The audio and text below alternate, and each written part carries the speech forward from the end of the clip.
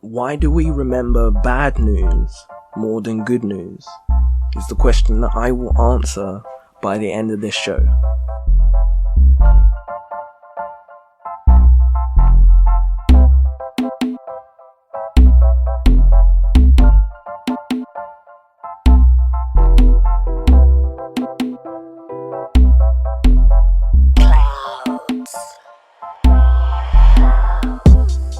Hello and welcome to another episode of The More You Know Mondays.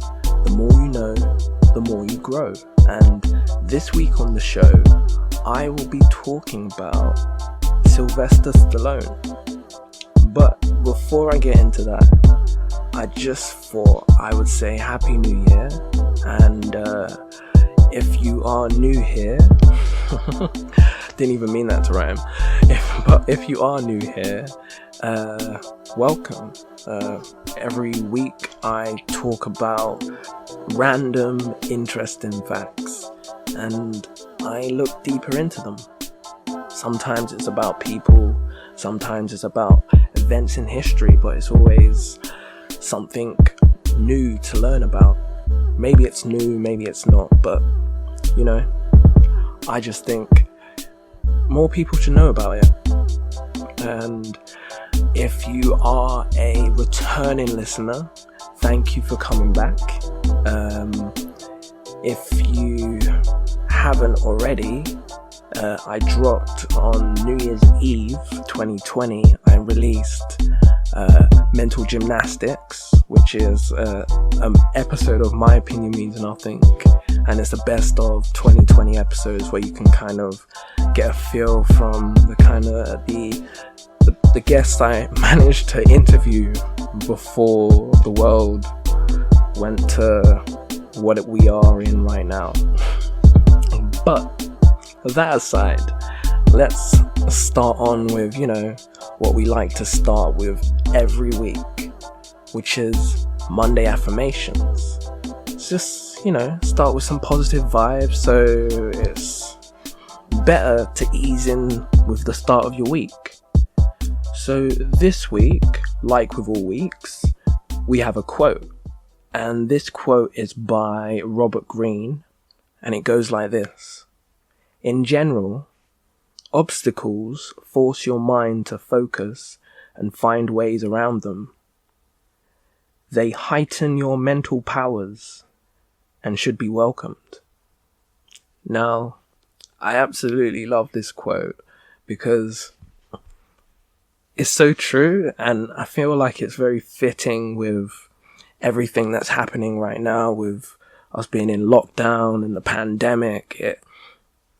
We're in a position which we can see as an obstacle because it's not natural or normal to what we are used to as the normal for us.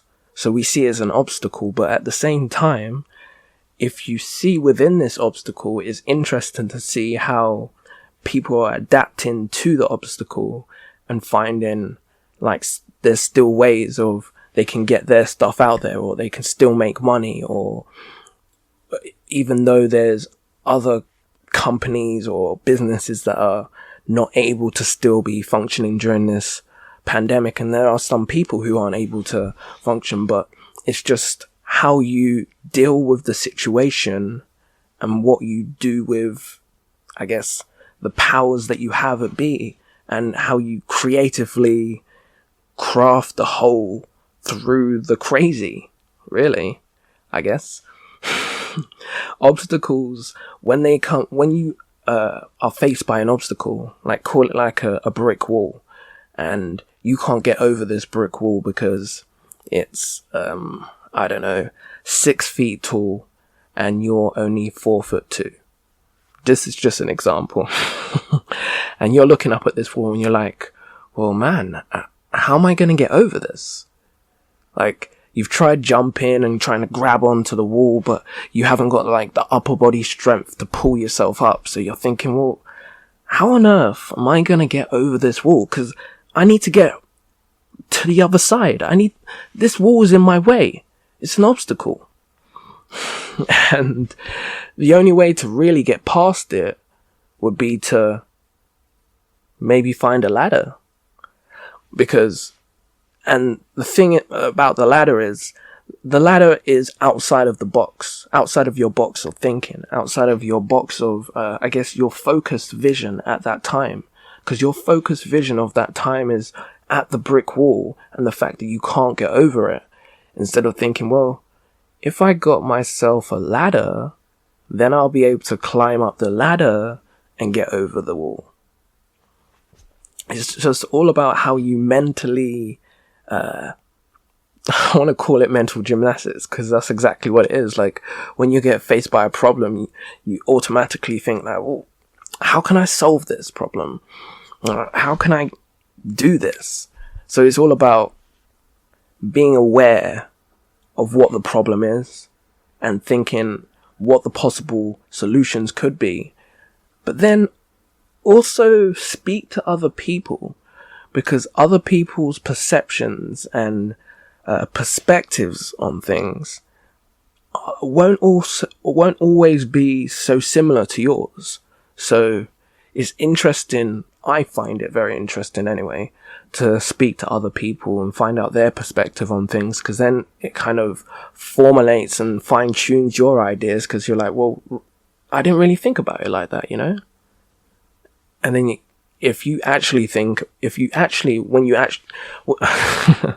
when you say that, I didn't think about it like that, instead of it just being a thing like, okay, cool, I didn't think about it like that, and then just dismiss it, actually think about it like that.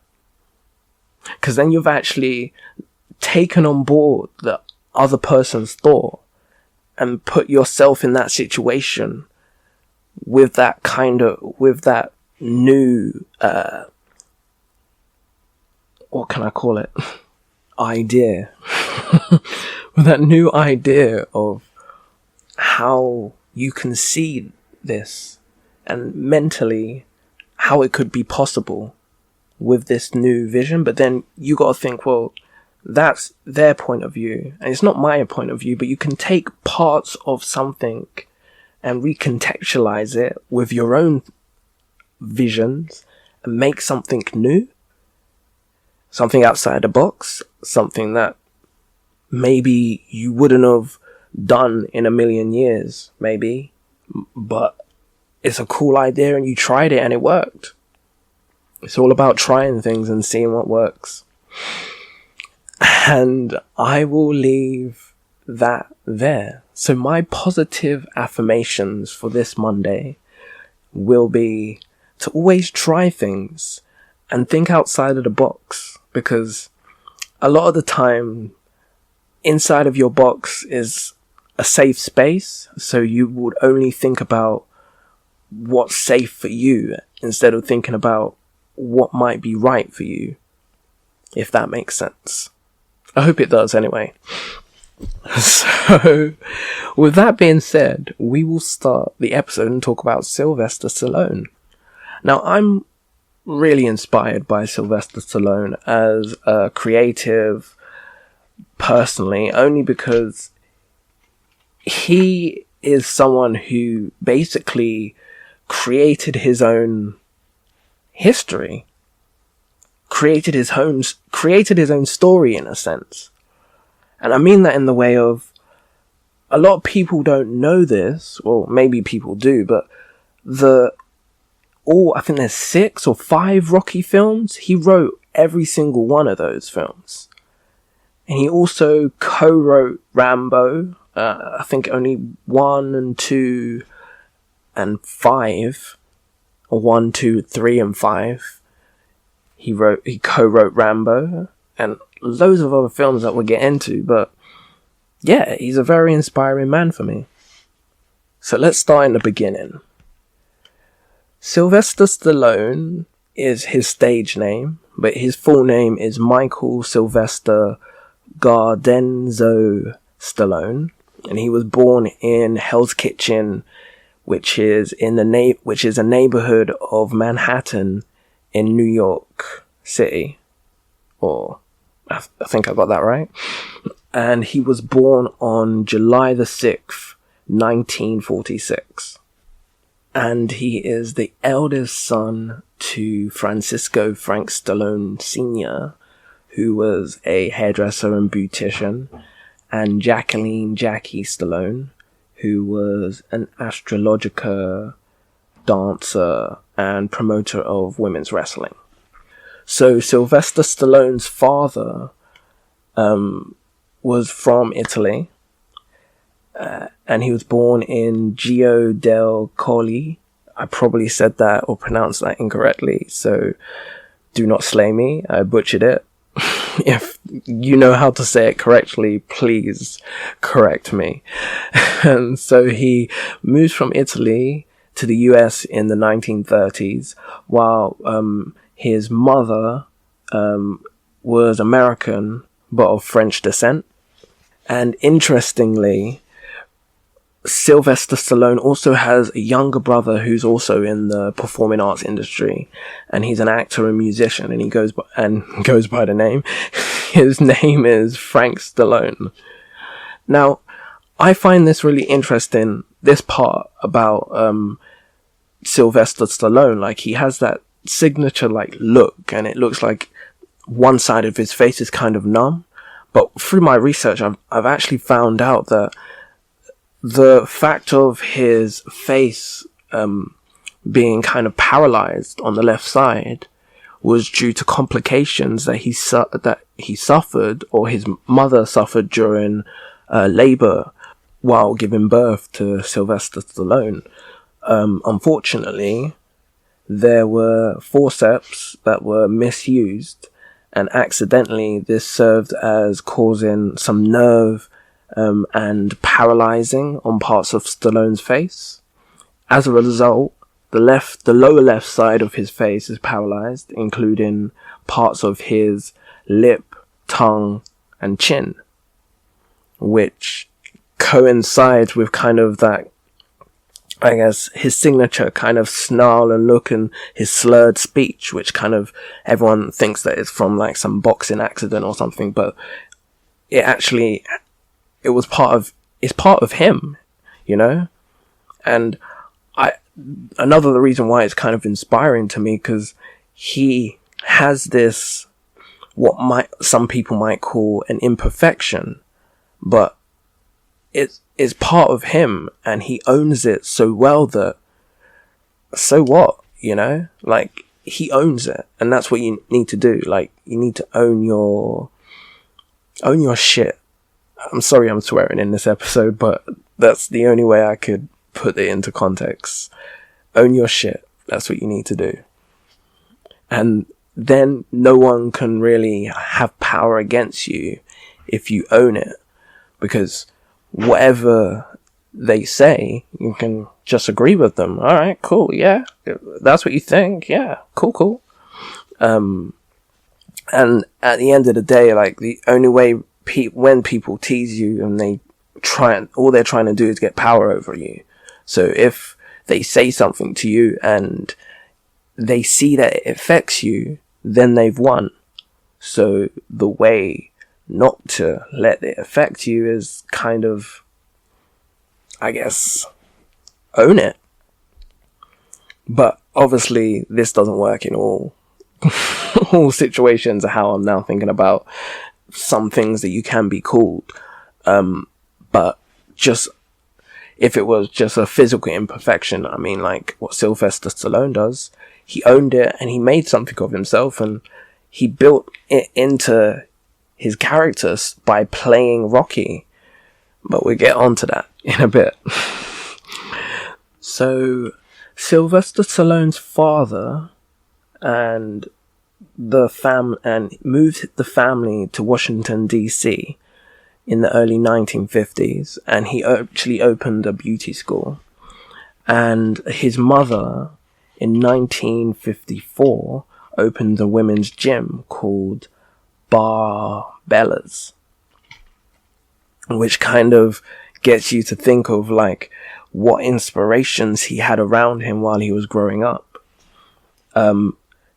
He went to many schools, The only noteworthy one that I'm going to name for this breakdown of Sylvester Stallone is when he went to the University of Miami in 1967. From 1967 to 1969, and where he was studying a drama major, which is kind of where it breaches onto his creative ventures.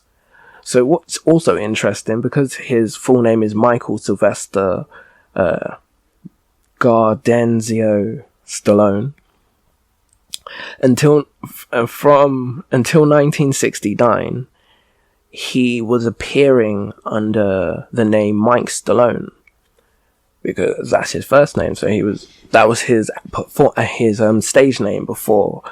So, but when it got to 1970, he started a different name. He decided to go by the stage name Sylvester E. Stallone, and the E part is pretty clever because it's kind of his Gardenzio broken in half without the Garden, or without the guard, it's just Enzio. So he's just broken that part of his name off, which is pretty cool. The more you know, you know. So his first starring role was actually in a softcore pornography feature film, which was titled The Party at Kitty and Studs. Kitty and Studs. And this film came out in 1970. He was paid $200 for 2 days' work. And it said that Sylvester Stallone has later explained that he did this first film, this pornography softcore porn, out of desperation, because he was being evicted from his apartment at the time, and he found himself homeless for a couple of days. So he said that he was sleeping.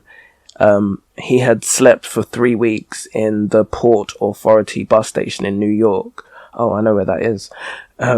City, prior to seeing the casting for the Party at Kitty and Studs. Sorry. So he thought to himself, when he saw it, it was like either he goes to that casting or he robs someone. And it's a good thing he chose to go for that casting, because he got the role and he made that money so that he could survive on a little bit longer.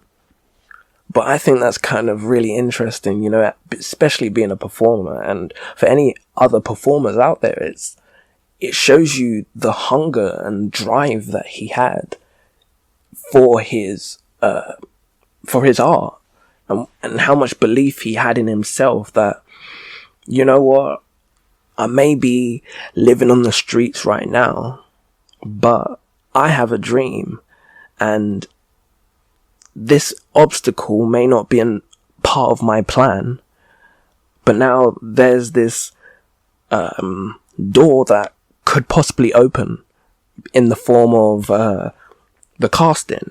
And what do I do with this? What choice do I make at this point? Do I stay safe and stay homeless, or do I take the chance and go for the casting and see what happens? And funnily enough, what happened was a couple of years later, when this film was actually released, they changed the name to Italian Stallion in order to cash in on Sylvester Stallone's newfound fame. And Stallone also starred in the erotic off-Broadway stage play Score, which ran for 23 performances at Martin Quay Theatre. Probably didn't say that correctly, but I butcher a lot of things. If you know the correct pronouncement, correct me. Which ran from October 28th to November the 15th, 1971. Interestingly enough, The play score was later made into a film which came out in 1974, which also goes by the same name as Score.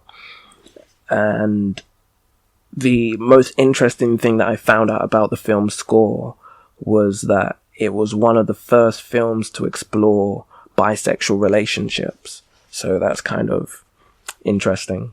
Although it was a kind of off-Broadway erotic play, so there is that at the same time. Anyway, fast forward some time, and Sylvester Stallone, he moves to New York City, and he's sharing a flat with his girlfriend at the time, who supported them by working as an actress. She was also an aspiring actress herself, but she was working as a waitress, and Sylvester Stallone also took some odd jobs around that time, where he was a cleaner at a zoo. He worked at a movie theater as an usher, but then he was fired for scalping tickets, which, if you don't know what that means, is basically like selling tickets underneath the table at maybe a higher or lower price, just not at the movie theater. And yeah, he also, in that time, he furthered his writing skills by frequently going to his local library, where he became really interested in the works of Edgar Allan Poe, who, if you don't know about, you should really check out. I should actually check out more of his stuff, because he is best known for his poetry and short stories. He is widely regarded as a central figure for Romanticism in USA and the literature as a whole. He is generally considered the inventor of the detective fiction genre, and further credited with contributing to the emerging genre of science fiction, which is really, really cool, but I don't want to go too deep into him because I want to do another episode on him.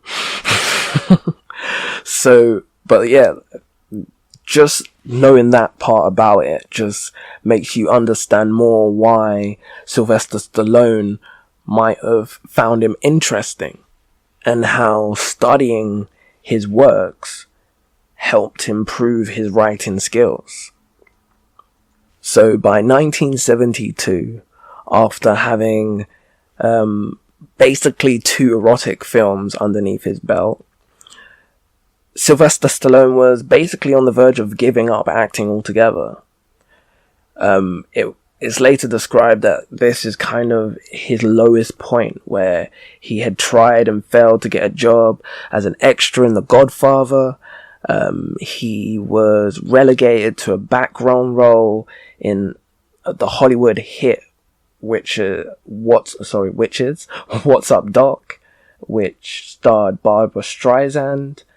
Though the most savage part about it is that he may have been paid for it, but you can hardly even see him visibly in both of those 2 experiences, or in his 2 appearances in that film, What's Up Doc. You hardly even notice him there. So he was about to give up hope. He was at the end of his tether, as they call it, as they say even.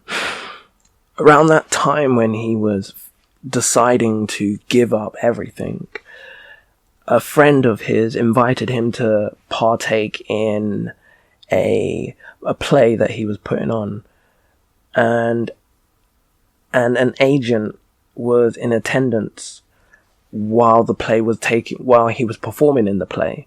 The agent thought that Stallone would fit a role of Stanley, which was a main character in The Lord of the Flatbush, which had a stop-start schedule because of budgeting issues from 1972 to 1974.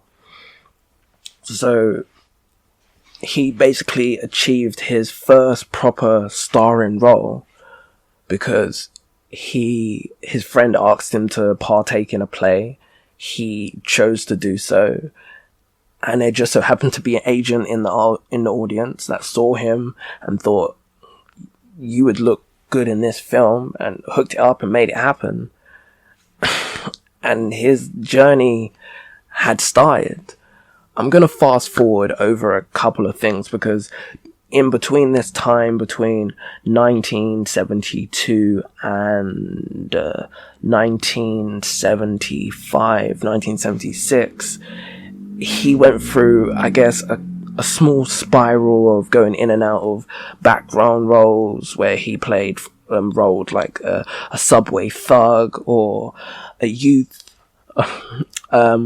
But then he also starred in other films such as where he starred in films like Capone and Death Race 2000. He also made guest appearances in TV Police Story and Kojak, and apparently he was in Mandingo, but his scene was supposedly deleted. Or not supposedly, it was deleted because it wasn't in the film. So I'm going to move on to where he gained most of his worldwide fame, which is what most people know him for, which is his smash hit film series, Rocky, which came out in 1976. Which is a sport drama about a struggling boxer named Rocky Balboa, who takes on the heavyweight champion Apollo Creed.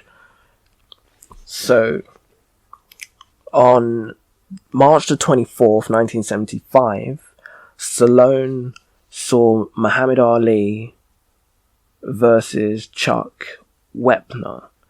And he saw that fight, and that fight, after seeing that fight that night, he went home, and after 3 days and 20 hours straight, he had written the script for Rocky, the first Rocky film. Like, let's fathom that. My man was so inspired by watching the Muhammad Ali versus Chuck Wepner fight, from watching that film, that he went home and 3 days and 20 hours straight he spent on this script, and he banged it out, and he had Rocky. Another interesting fact is, although we have the film Creed, the original character of Creed was created by Sylvester Stallone when he created the first Rocky. So although Creed was, I think, written and directed by someone else, it wasn't until Creed 2 when Sylvester Stallone co-wrote on that one. I've said a couple times, but forget it. So, Sylvester Stallone, he denied the fact that Chuck Wepner had anything to do with his inspiration for writing Rocky. And because of this, Chuck Wepner filed a lawsuit against Sylvester Stallone, which was eventually settled for an undisclosed amount, which either means it was really high number or it was just like, you know, something they agreed on. But I'm gonna probably go with a really high number, because when it says undisclosed amount, that's what you usually think about. So, Sylvester Stallone, after writing this, he attempted to sell the script to multiple studios with the intention of playing the lead himself. But unfortunately, he was denied by multiple studios. And then he was approached by Irwin Winkler and Robert Chartoff, who became interested in the script and offered Stallone $350,000 for the rights. But they had their own ideas for casting ideas for the lead role, who included Robert Redford or Burt Reynolds, which would have made Rocky a completely different film. But despite that, Sylvester Stallone stuck to his guns and said, no, I'm not in. I want to play the lead. And eventually, after some substantial budget cuts to compromise, it was agreed he could play the lead. And which makes history after that. And it was said that around the time when the film was released, a critic, Robert Edber, stated that Stallone could become the next Marlon Brando. And he is another person who I will do an episode on. But for anyone that doesn't know who he is, I will just give you this brief insight of Marlon Brando. His career as an actor spun over 60 years, from 1924 to 2004. So, yeah, just put that into perspective. But we'll do another episode on him. But Sylvester Stallone still wrote, directed, and played the lead in Rocky. He got what he wanted. He got to create the vision that he saw for his script. He didn't settle for the paycheck. He didn't see the money and think, well, $350,000, that is a lot of money. And just sell these guys the rights, and they just made the film however they saw fit. He wanted to be a part of that journey, so he stuck to it. And I'm sure, like, if Irwin and what is their name? Sorry, Irwin Winkler and Robert Chartoff, if they didn't agree to let Sylvester Stallone be the lead, I'm pretty sure he would have just been like, all right, cool, I'll find someone who is willing to let me be the lead in my film. And then I will make it happen the way I want it to happen. In 1977, at the 49th Academy Awards, Rocky was nominated for 10 awards, which included Best Actor and Best Original Screenplay, which was a nomination for Sylvester Stallone himself. The film went on to win the Academy Award for Best Picture, Best Directing, and Best Film Editing. So this film that was inspired by a boxing match, and he stuck to his guns to make it happen and make it be made and seen the way he wanted it to be seen, which is what led to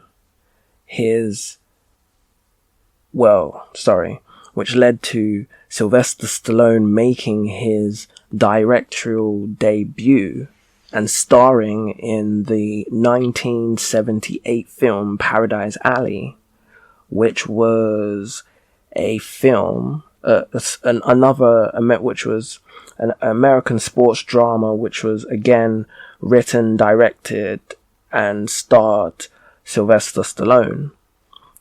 In this feature film where he made his directorial debut, the film tells the story of three brothers in Hell's Kitchen, New York, in the 1940s who became involved in professional wrestling. I have never seen this, but it sounds interesting, so I might check this out after recording this episode, actually. So, following this film. He also starred in another film that year, which was called Fist, F-I-S-T, which is a social drama in which he played a warehouse worker, which was very loosely modelling James Hoffa, who became involved in the labor union leadership. So, in 1979, he wrote, directed, and starred in Rocky 2. And I think this is very interesting, this point, because when he wrote Rocky 2 and he starred in it, he actually directed this one, which replaced John G. Addison, who was the director that won the Academy Award for directing his first film. Regardless of who directed it, not regardless of who directed it, I just mean that in the sense of when Sylvester Stallone took over directing the second Rocky, this film also became an even bigger success. It grossed $200 million. Wow. That's a lot of money. So, after Rocky, he became very popular for another well-known action hero, let's call him, which we know as John Rambo, where he starred in the action film First Blood. Very famous, dope film, which came out in 1982. And this film was both a critical and box office success. And the most interesting thing I find about this, about Rambo, is that critics praised Sylvester Stallone for his performance with John Rambo, because they said that he made Rambo seem human, as opposed to the way how John Rambo was portrayed in the book of the same name, which is very interesting. It takes quite an actor to make you see the human sides of a character, in the sense of he had to understand the character of John Rambo so much to be able to portray his flaws, or the way how he may have seemed in the book. I've never read the book of Rambo, but I'm just speaking from an actor's point of view. So he must have really embodied the character so much so that he was able to make you see the human side of his actions, which is amazing. Just as an actor, I can only just look up to that, because that's crazy. But I've seen it in Rambo. He does do that. Anyway, this launched the Rambo franchise, and later that year, 1982, Rocky 3 was released, which was also written, directed, and starred Sylvester Stallone. The third sequel became a box office success. Even though I can say that, in my opinion, Rocky 2, again, grossing 200 million, that sounds like a box office success again, but hey-ho, what do I know? In preparation for these roles, Sylvester Stallone embarked on a vigorous training regimen, which often meant 6 days of work, 6 days a week in the gym, and further sit-ups in the evening. So he claimed to have reduced his body fat percentage to his all-time low of 2.8% for Rocky 3. I don't know much about body fat percentages, but that does sound like a very low percentage. I'll look up this more deeper again after the show.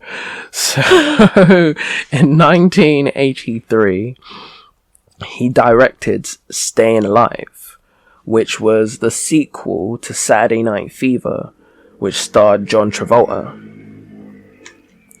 which a lot of people don't know is like the breakout hit for John Travolta. This was the only film that Sylvester Stallone directed, but he didn't star in, which is interesting. I don't think I have seen Staying Alive, actually, or maybe I have. But it was universally panned by film critics. Panned, despite being panned as a failure. Oh, savage. That means, so despite being critically failure, sorry, that makes more sense. Despite being critically criticized as a failure by film critics, Staying Alive was a commercial success, which is the main thing. That's all you can really hope for. The film opened with the biggest weekend for musical films ever at that time, with a gross of, is this 12 million? I think this number is 12 million. 12,146,143. Whoa.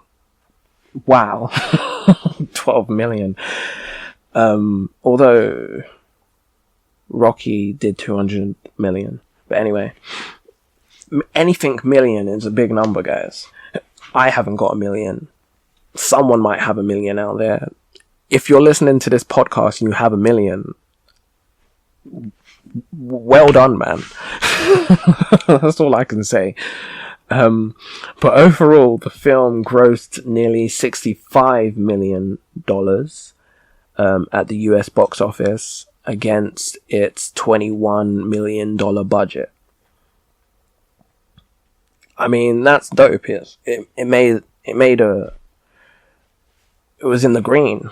If it was a budget of 22 million and it grossed 65 million, then they made a profit, which is all you can hope for when making a film, because films do cost a lot of money, so you do want to make the money back on your return. But worldwide, the film Staying Alive grossed $127 million. Like, we need to remember rather that during the 1980s, Sylvester Stallone was one of the biggest action film stars in the world. So in 1985, he continued his success with Rocky and Rambo franchise, with Rocky 1V, which is 4 before 5, yeah, 4, and Rambo 2, Rambo First Blood Part 2. It's also an interesting point, or interesting fact, I think, that Sylvester Stallone has portrayed these two characters, by meaning Rocky and Rambo, in a total of 11 films. Now, that is crazy. One of the characters he's created, and he's been able to play, one of the characters that he's created for about 11 times, or maybe half that, so let's call it like 6 There's 6 Rocky films. Yeah, exactly 6. In 1977, and I realize now that I'm going backwards in time because we got to the 80s. But anyway, in 1977, for the first Rocky, Sylvester Stallone became the 3rd man in history to receive 2 nominations for Best Actor and Best Screenplay. The only other people in history to have ever been, or who have ever received these 2 awards, are Charlie Chaplin and Orson Welles.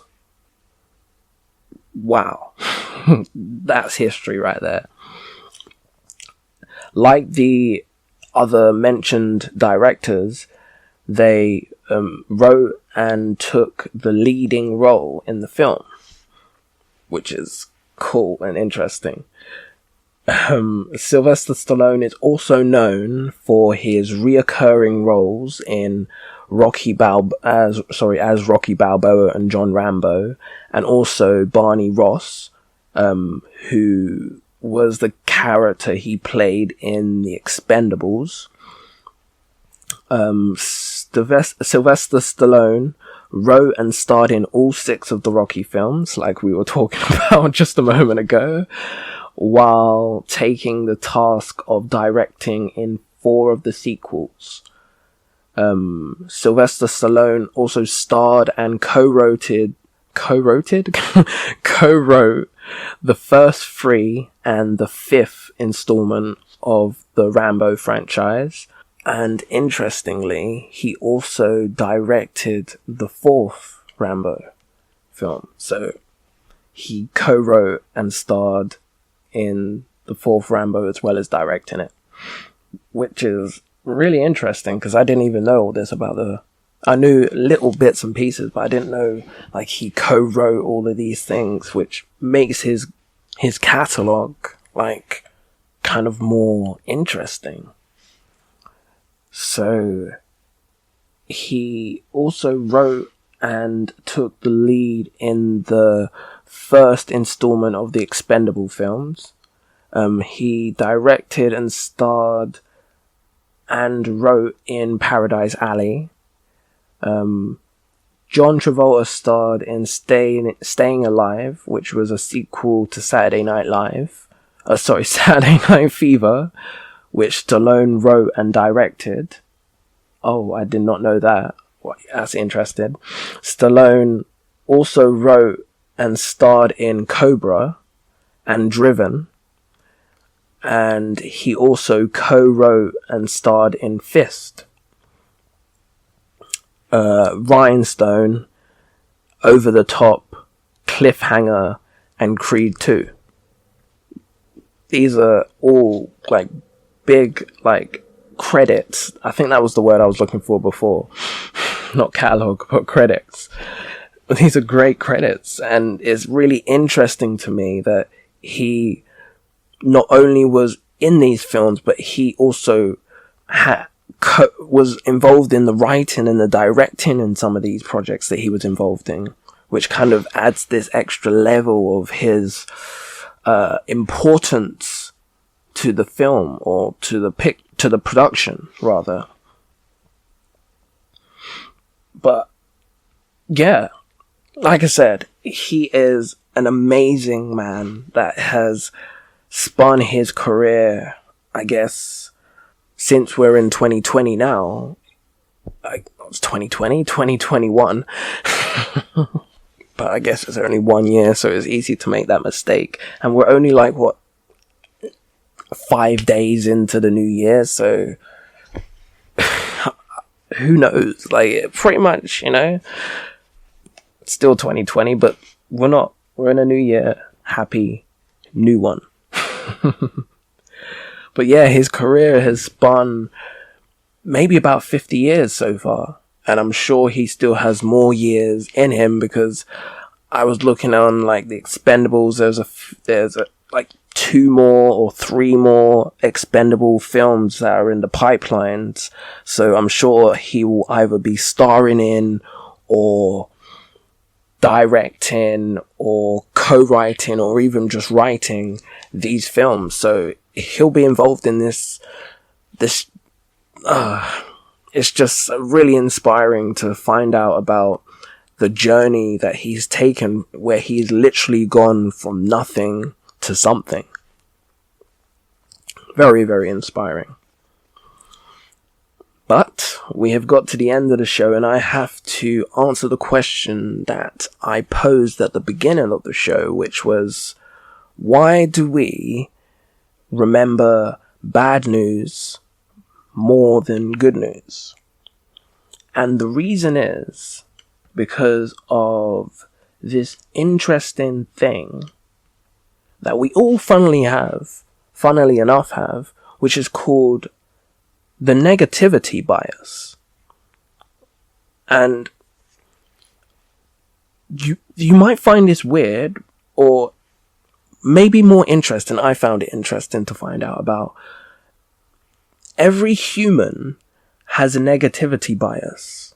It's built into it. It's some sort of what can you call it? Like an adapted evolutionary function that has been passed on to us from our ancestors, other human ancestors, which is an adaptive evolutionary function from thousands of years ago, where our ancestors were exposed to immediate environmental threats that were no longer needed, that we no longer need to worry about, such as like predators, or I don't know, acid rain, or volcanoes erupting on a regular basis, maybe. And being more attentive to these negative stimuli plays a useful role in survival. So these negative biases are, well, for our ancestors, I assume, they helped them avoid potential harmful situations by them having the absence, or by them kind of being very wary of bad things. They were able to protect themselves and their flock or their families from bad things possibly happening to themselves, or happening to them or their family. And if you think about this, like really deeply, how I thought about it, it explains a lot, this negativity bias. It's seen everywhere, like in the news, on how they pose the news, or how they pose things out to be more dangerous maybe than they are, and which makes you remember them more, because we have a negativity bias. So we're always like remember bad situations over good situations. And listening to this, you might be thinking, I don't have that. And I thought that in the beginning. I maybe have a lesser version of this negativity bias, but I definitely have a negativity bias, unfortunately. It's like, if you think about, for example, they did a study in 2016 for the Nielsen Norman Group, which studied kind of the negativity bias on this example. So you've checked into a nice hotel for the evening. When you enter the bathroom, there's a large spider in the sink. What do you think you're going to remember more vividly in your memory? The fact of your hotel being like finely finished and luxurious, or the fact that there was a spider in your sink? So the study that they did in 2016, the results came back that stated that more people would remember the spider incident more clearly than the fact of the room being nice. So obviously, like with most things, negative experiences tend to affect people more than positive ones. And this again was looked at in a 2010 article, which was published by the University of California. The Berkeley quotes psychologist Rick Hansen states that the mind is like Velcro for negative experiences and Teflon for positive ones. So you might think, why do people have a negativity bias? And I guess it's kind of, like I said, kind of at the start of this, it's based on, or built into our brains based on millions of years of evolution when it comes to dealing with threats. So our ancestors lived in a different time to we live in this comfortable time that we live in now.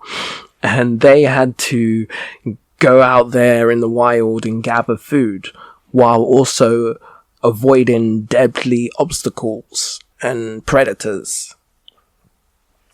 So for them, noticing and reacting to and remembering predators and natural hazards, which was negative, became more important than finding food, which was the positive.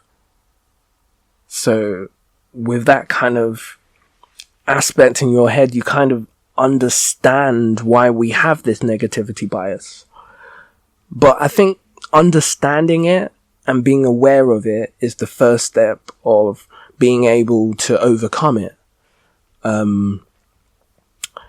Because it's kind of that thing where, like, you'll remember that time when you lost 20 pounds more than that time when you found or you won 20 pounds.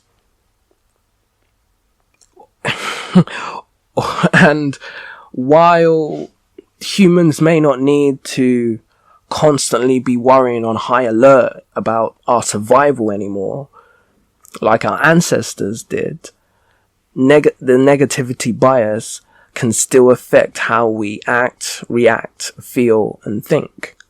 So like I said, being aware of it helps you combat it because you're able to think about it on a deeper level and address it, or address yourself and fix it if you can. But anyway, that's that. And I will call that the very end of the first episode of 2021. So I hope you've enjoyed the More You Know Mondays, and I hope you are having a wonderful start to your week. Thank you for listening all the way through if you got to this point, and enjoy the rest of your week, and we will be back next week with another installment. I was going to say slice, but then I had installment coming out of my mouth.